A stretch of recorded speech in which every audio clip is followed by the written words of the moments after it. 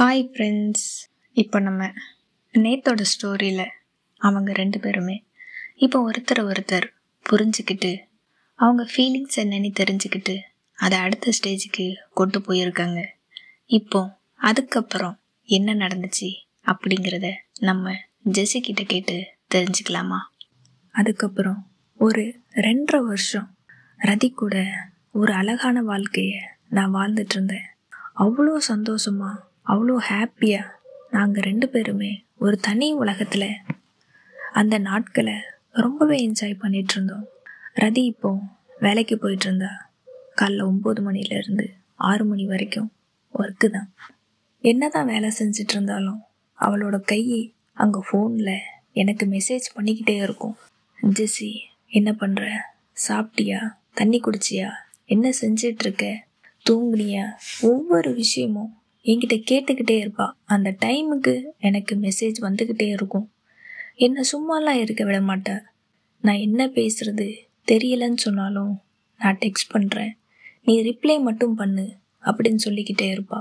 அது வரைக்கும் அடங்காமல் யார் பேச்சையுமே கேட்காம சுற்றிக்கிட்டு இருந்தேனா, அன்னைக்கு ரதியோட பேச்சை கேட்க ஆரம்பித்தேன்.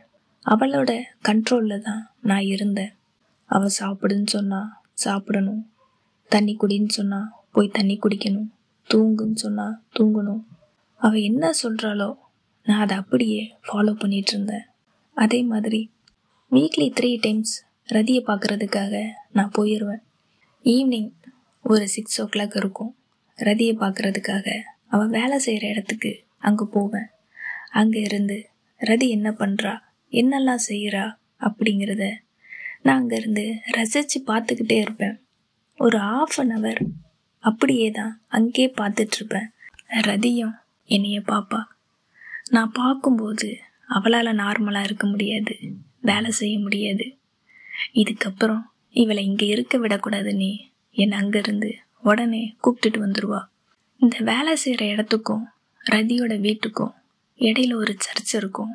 அந்த சர்ச்சில் தான் எப்போவுமே நாங்கள் அங்கேருந்து பேசிட்டு அதுக்கப்புறம் ரதியை அவங்க வீட்டில் கொண்டு விட்டுட்டு நான் என்னோட வீட்டுக்கு வருவேன். அன்னைக்கும் அப்படி தான் ரதியை பார்க்குறதுக்காக போயிருந்தேன். அவள் என் கண்ணு முன்னாடி தான் வேலை செஞ்சிட்டு இருந்தா. நான் அப்படியே பார்த்து ரசிச்சுக்கிட்டே இருந்தேன். 6:30 ஆனதும் நாங்கள் 2 பேருமே அங்கேருந்து கிளம்புனோம். நடந்து தான் வருவோம். ரதி என்னோட கையை பிடிச்சிக்கிட்டு நாங்கள் 2 பேரும் நடந்து வருவோம். 6:30 ஆகும்போது ஓரளவு கொஞ்சம் இருட்டிடும்.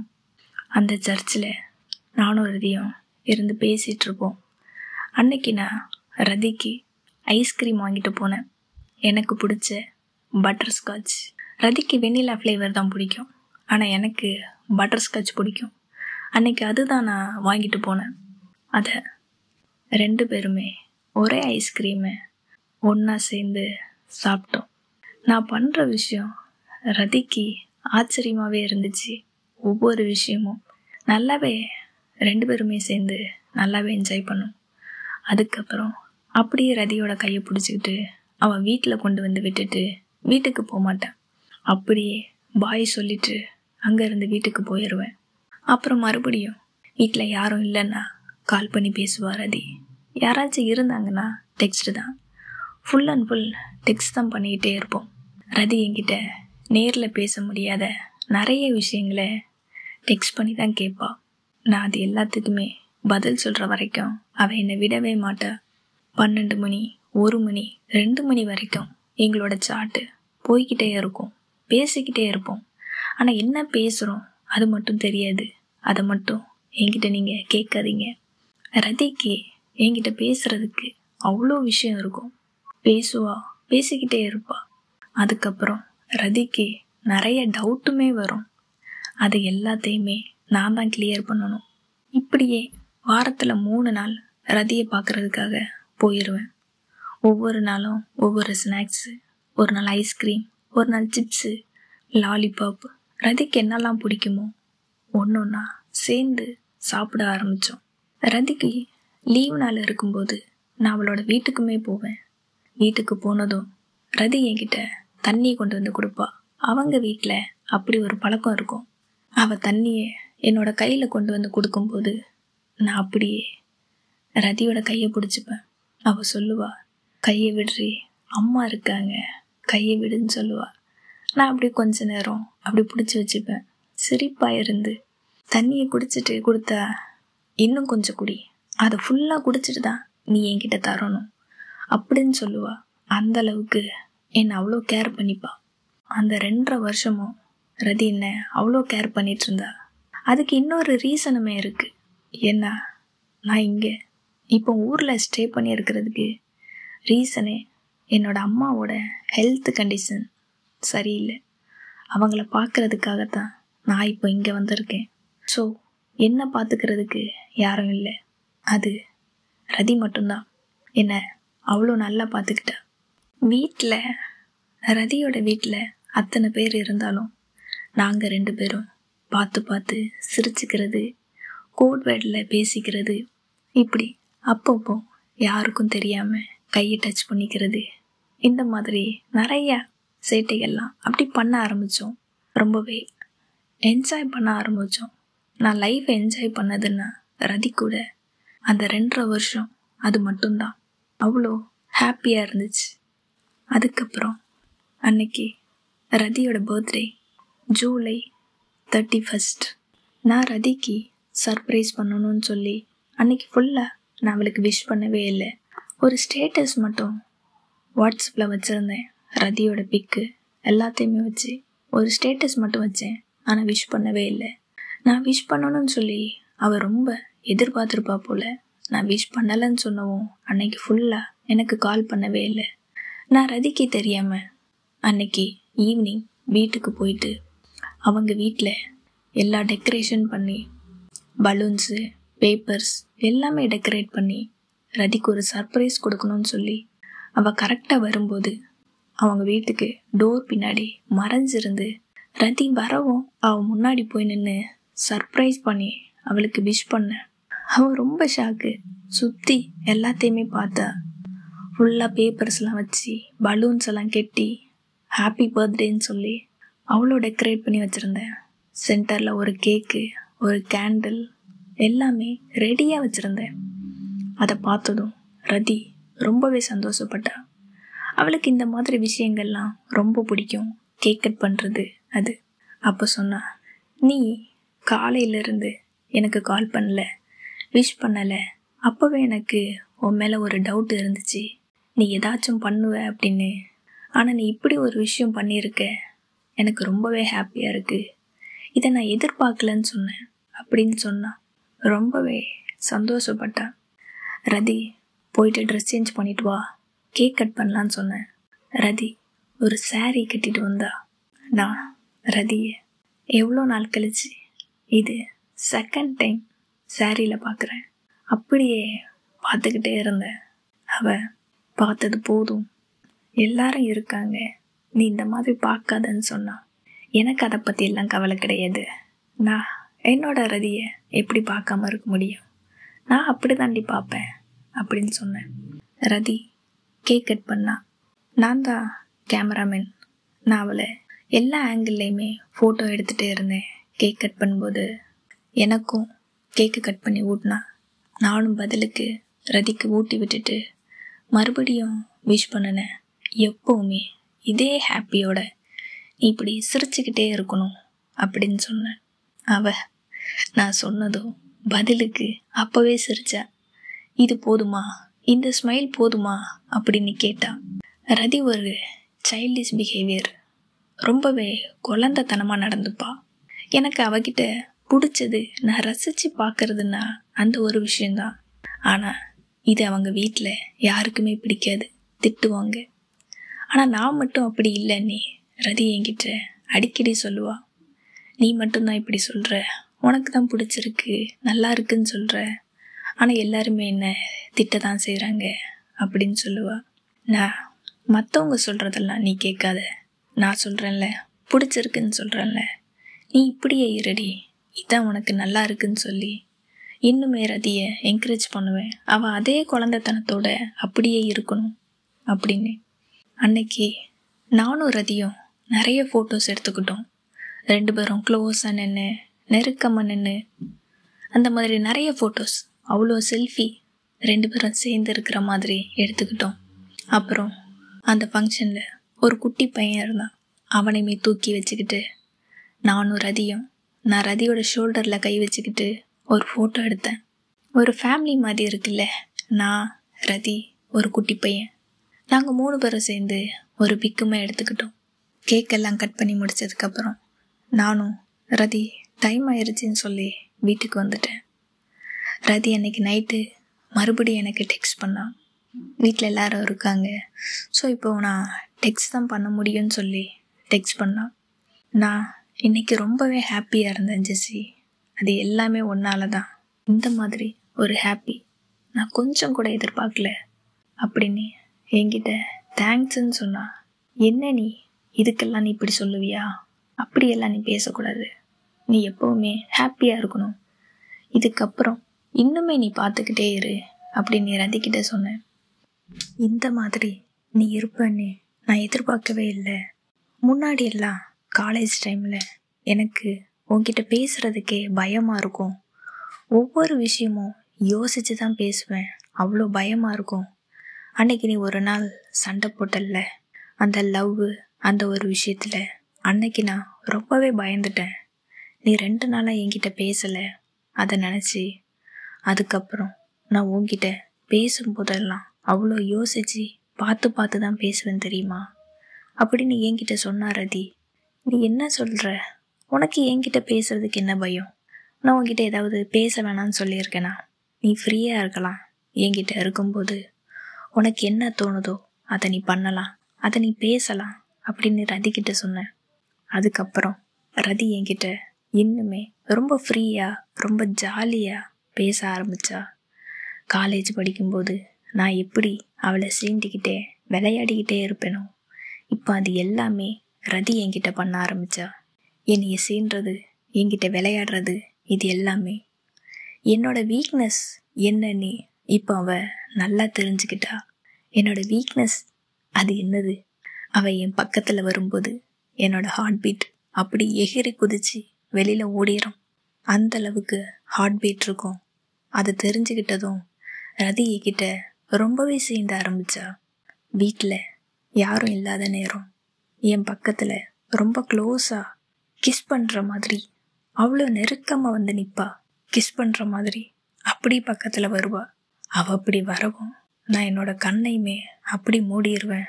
கண்ணை மூடிட்டு எனக்குள்ள அங்கே பயம், அதை என்ன சொல்கிறதுன்னு எனக்கு தெரியல. பயம், பதட்டம், அந்த ஹார்ட் பீட் வேகமாக இருக்கிறது, இவ என்ன பண்ண போகிறாளோ அப்படிங்கிற பயமா என்னன்னு எனக்கு சொல்ல தெரியலை. ஆனால் எனக்கு அந்த டைம் பதட்டமும் ஹார்ட் பீட்டும் அதிகமாகவே இருந்துச்சு. ஆனால் அப்படி பக்கத்தில் வந்துட்டு கிஸ் பண்ணாமல், இப்போ பாரு நீ பயந்துட்ட அப்படின்னு சொல்லி என்னைய பார்த்து அவள் சிரிப்பா. எனக்கு இங்கே விட்டா ஒரு ஹார்ட் அட்டாக்கே வந்துடும். அந்தளவுக்கு என் ஹார்ட் வேகமாக துடிக்கும். ரதியோட சிரிப்பை பார்த்துட்டு நான் எதுவுமே சொல்ல மாட்டேன்.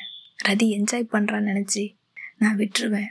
அவள் போனதுக்கப்புறம் நான் என்னோட ஹார்ட்டில் கை வச்சு அது அப்படி ஒரு வலிக்கும்.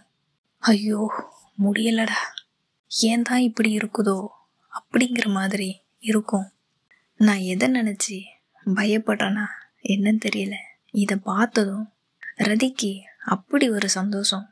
நான் தனியாக சிக்கும் போதெல்லாம் என்ன கண்டினியூவாக ரெகுலராக இந்த வேலையை தான் என்கிட்ட பார்ப்பா. அதை பார்த்து சிரிக்க தான் செய்வா, ரசிப்பா. அவ்வளோ விளையாட்டு, அந்தளவுக்கு என்கிட்ட சீண்டிக்கிட்டே இருப்பா. அதுக்கப்புறம் நான் ரதிக்கிட்ட சேலஞ்ச் எல்லாம் பண்ணுவேன். நீ வேணா பாரு, நெக்ஸ்ட் டைம் எனக்கு இந்த மாதிரி ஆகாது, நான் தைரியமாக உன் முன்னாடி நிற்கிறேன்டி அப்படின்னு சொல்லி சேலஞ்ச் எல்லாம் பண்ணுவேன். அவளும் பார்க்கலாம் நீ என்ன பண்ணுறேன்னு நானும் பார்க்குறேன்னு சொல்லுவா. நான் வீட்டுக்கு போயிட்டு நான் என்னோடய ஹார்ட்டுக்கிட்ட பேசுவேன். அவள் பக்கத்தில் வந்தா, நீ இந்த மாதிரிலாம் ஆகக்கூடாது, அமைதியாக இருக்கணும், இப்படி வேகமாக துடிக்கக்கூடாது, எனக்கு வலிக்குது, நீ ஏன் இந்த மாதிரியெல்லாம் இருக்க ஜெஸி, இனிமேல் நீ ரொம்ப தைரியமாக இருக்கணும்டி, அவன் முன்னாடி நீ கெத்தாக நிற்கணும் அப்படின்னு அது இது நீ இதைதோ சொல்லி நான் எனக்குள்ளே அப்படி ஒரு தைரியத்தை வரவழைச்சிக்கிட்டு இருப்பேன். அதுக்கப்புறம் மறுபடியும் ஒரு நாள் அதே மாதிரி அங்கே போனேன். நான் சொன்னேன் ரதிக்கிட்ட, இப்போ எனக்கு பயமே இல்லை, நீ வேணா ட்ரை பண்ணி பாரு அப்படின்னு சொன்னேன். அவளும், இது உனக்கா, பார்க்கலாமா, வேணா ட்ரை பண்ணி பார்க்கலாமா அப்படின்னு சொன்னான். நான் நின்றுட்டு இருந்தேன். என் பக்கத்தில் நாய் சாதாரணமாக வந்தால் கூட தெரியாதுங்க, ரொம்ப பொறுமையாக மெதுவாக அவ்வளோ க்ளோஸாக பொறுமையாக அப்படி வருவா. அவள் வரும்போது அதை பார்க்கும்போதே நமக்கு இங்கே இருக்க முடியாது. ஹார்ட் பீட் எல்லாம் அன்னைக்கும் அதே மாதிரி அதிகமாயிருச்சு. நான் பண்ணேன், ஜெஸி கண்ட்ரோல் கண்ட்ரோல் கண்ட்ரோலாக இருக்கணும்னு சொல்லிட்டு என்னோட கண்ணையுமே அப்படி மூடிட்டு அமைதியாக இருந்தேன். ஒரு 10 நிமிஷம் இருக்கும். அவள் அப்பவும் போகலை. இன்னுமே க்ளோஸாக அவள் கையை பக்கத்தில் வச்சுக்கிட்டு அப்படி வந்துட்டே இருந்தாளா. என்னால் அதுக்கு மேலே முடியலை. நான் ஒத்துக்கிறேன், என்னால் முடியலை, என்னைய விட்டுருடி, தயவு செஞ்சு விட்டுரு, முடியலைன்னு சொல்லி அவளை தள்ளி விட்டுட்டேன். அவள் என்னைய பார்த்து சிரிச்சுக்கிட்டே இருந்தா. நான் தான் சொன்னேன்ல உன்னால் முடியாதுன்னு, இப்போ என்ன ஆச்சுன்னு சொல்லி அப்படி ஒரு சிரிப்பு. எனக்கு ரொம்ப அசிங்கமாக போச்சுங்க. ஏன் தான் இப்படி இருக்கணும் அப்படின்ட்டு. என்ன பண்ணுறது, நீ சிரி, என் நிலமை இன்னைக்கு அப்படி இருக்கு. நீ அவள் சிரிக்கிறதே நான் பார்த்துட்டு இருந்தேன். அதுக்கப்புறம் கொஞ்ச நேரம் ஆனதும் மறுபடியும் தைரியம் வந்துச்சு. நீ என்கிட்ட ஓவராக தான் பண்ணுற, நான் ஒன்றும் அப்படியெல்லாம் இல்லை, பாரு நான் இப்போ எப்படி தைரியமாக இருக்கேன்னு சொன்னேன். மறுபடியும் வேணா இன்னொரு ட்ரை பண்ணலாமா அப்படி நீ மறுபடியும் பக்கத்தில் வந்தா, ஐயோ நான் தெரியாமல் சொல்லிட்டேம்மா, என்னை விட்டுரு, தயவு செஞ்சு என்னை விட்டுருடி, இனி நான் உன் வீட்டு பக்கமே வரமாட்டேன் அப்படின்னு சொல்லி அவகிட்ட அவ்வளோ கெஞ்சினேன். அப்படி கெஞ்சினதுக்கு அப்புறம்தான் என்னை விட்டுட்டா. நான்னா உனக்கு பயம் இருக்கணும், அந்த பயம் எப்போவுமே உன்கிட்ட இருக்கட்டும் அப்படின்னு சொல்லி ரதி என்னை மிரட்டுனா. அப்போ நான் முடிவு பண்ணேன், இவ தனியாக இருக்கும்போது மட்டும் இவ வீட்டுக்கே போகக்கூடாது அப்படின்ட்டு. நான் சும்மா இருந்தாலும் ரதி என்னை சீண்ட ஆரம்பிச்சிட்டால, அவளால் சும்மாவே இருக்க முடியல. அன்னைக்கு ஒரு நாள் அப்படிதான் கால் பண்ணி வீட்டுக்கு வான்னு சொன்னான். நான் வரவே மாட்டேன் அப்படின்னு சொல்லிட்டேன். நான் வரலன்னு சொன்னதும் அவங்க அம்மாவுக்குமே கால் பண்ணி ஜெஸியை வர சொல்லுங்க, நான் சொன்னா அவள் வரமாட்டான்னு சொன்னான். அவங்க அம்மாவும் அவ சொல்லாத மாதிரி அவங்களாவே சொன்னாங்க, ஜெஸி இன்னைக்கு கொஞ்சம் வீட்டுக்கு வந்துட்டு போயேன் அப்படின்னு சொன்னாங்க. அம்மா சொல்லிட்டாங்க, நம்ம இனி எதுவும் பண்ண முடியாதுன்னே. நானுமே போனேன், ஒரு நம்பிக்கையில் போனேன். ஆனால் அந்த நாய் அன்னைக்கு என்னை ஏமாத்திருச்சு. வீட்டில் யாருமே இல்லை. நான் போனதுமே என்னை பார்த்து சிரிச்சா. மாட்டினியா, இன்னைக்கு நல்லா நீ என்கிட்ட மாட்டிக்கிட்டேன்னு சொல்லி அப்படி சிரிச்சா. நான் ஃபஸ்ட்டே ஆஜராயிட்டேன். நீ எதுவும் பண்ணக்கூடாது, நான் இல்லைன்னா அப்படியே போயிடுவேன், சும்மா இருக்கணும்னு சொல்லிட்டேன் அப்படின்னு நான் சொல்லிக்கிட்டே தான் வந்தேன். சரி எதுவும் பண்ண மாட்டேன் அப்படின்னு சொன்னான். ஆனாலும் அன்னைக்கு அவளால் சும்மா இருக்க முடியலை. என்னை சீண்டிக்கிட்டே இருந்தா. மறுபடியும் என் பக்கத்தில் வந்து விளையாட ஆரம்பிச்சா. எனக்கு அன்னைக்கு அதே மாதிரி ஹார்ட் பீட் அதிகமாகி அது இன்னுமே எனக்கு அன்னைக்கு வலிக்கிற மாதிரி அந்த மாதிரி ஆகிடுச்சு.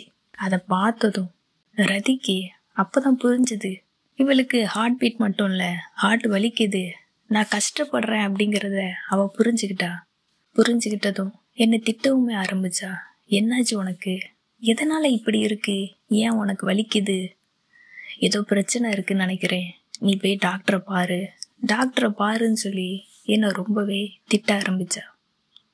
நான் ரதிக்கிட்ட கேட்டேன், இதை நான் எப்படி டாக்டர்கிட்ட போய் சொல்லுவேன்? என் ரதி என் பக்கத்தில் வந்தா, எனக்கு ஹார்ட் பீட் அதிகமாக இருக்குது, ஏன் மினி அட்டாக்கே வருது, இது எதுக்குன்னு சொல்லி நான் டாக்டர்கிட்ட கேட்கணுமா அப்படின்னு கேட்டேன். அதெல்லாம் எனக்கு தெரியாது, நீ கண்டிப்பாக ஒரு டாக்டரை போய் காட்டு, அவர் என்ன சொல்கிறாரு நீ என்கிட்ட சொல்லு, நீ போயே ஆகணும்னு சொல்லி என்னை ரொம்ப ஃபோர்ஸ் பண்ணான். நானும் அவள் சொல்கிறத கேட்காம இருக்க முடியாது. ஸோ அதுக்காக அப்போதைக்கு நான் அவகிட்ட சரி நான் டாக்டரை பார்த்து பேசுகிறேன் அப்படின்னு சொல்லிட்டு அங்கேருந்து வீட்டுக்கு வந்தேன்.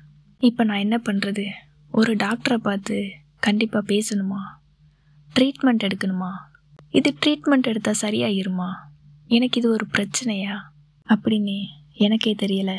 நான் டாக்டரை போயிட்டு கேட்டுட்டு வந்துட்டு அதுக்கப்புறம் என்ன நடந்துச்சு அப்படிங்கிறத உங்ககிட்ட சொல்கிறேன். ஓகேவா? இன்னைக்கு நான் இதோட கிளம்புறேன். மறுபடியும் நான் உங்களை மீட் பண்ணுறதுக்காக சீக்கிரமாகவே வர்றேன். தேங்க்யூ.